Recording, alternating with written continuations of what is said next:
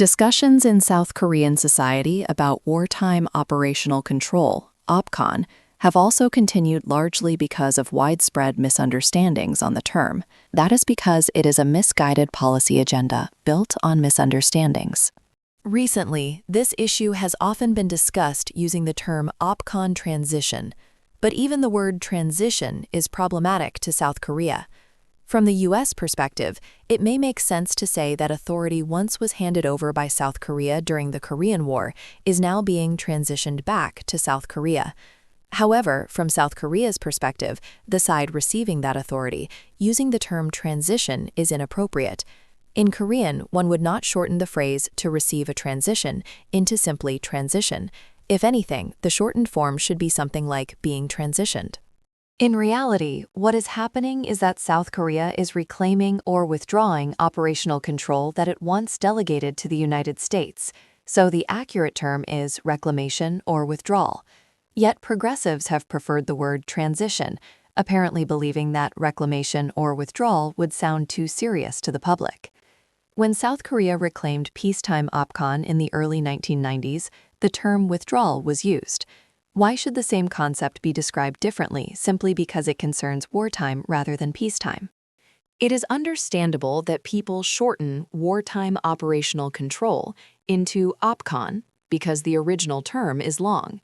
However, as OPCON becomes routine, many citizens who do not fully understand its meaning become even less able to grasp what the issue actually involves. As a result, public interest declines, and citizens become less capable of criticizing government policies aimed at withdrawing wartime OPCON. In effect, the use of vague terminology ends up confusing the public.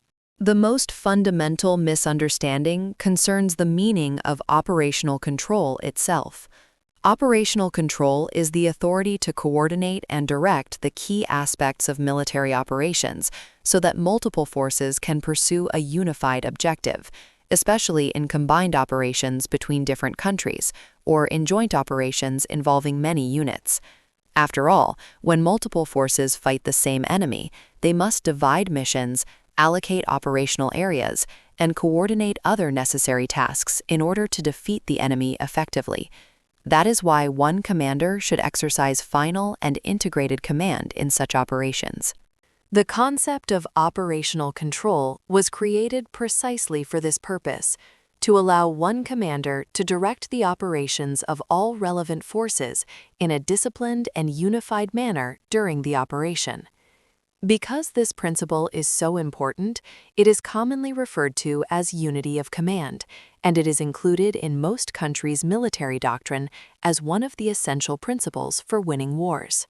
Naturally, operational control does not include core sovereign functions, such as personnel management, logistics, or military justice.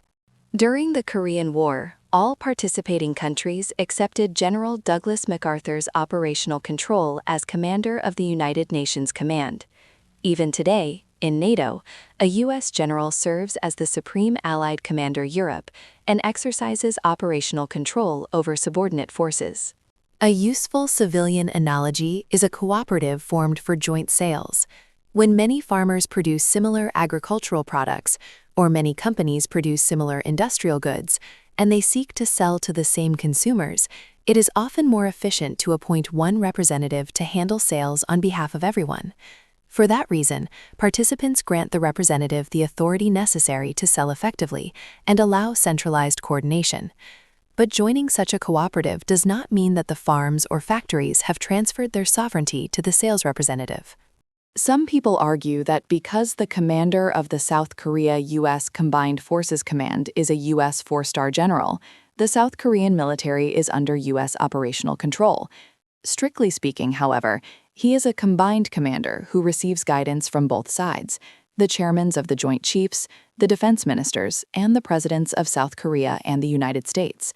The South Korean President, Minister of National Defense, and Chairman of the Joint Chiefs of Staff share command authority over the combined commander equally with their U.S. counterparts. That is why the combined commander must report when requested by South Korea's President, Minister of National Defense, or Chairman of the Joint Chiefs of Staff, and he understands this obligation.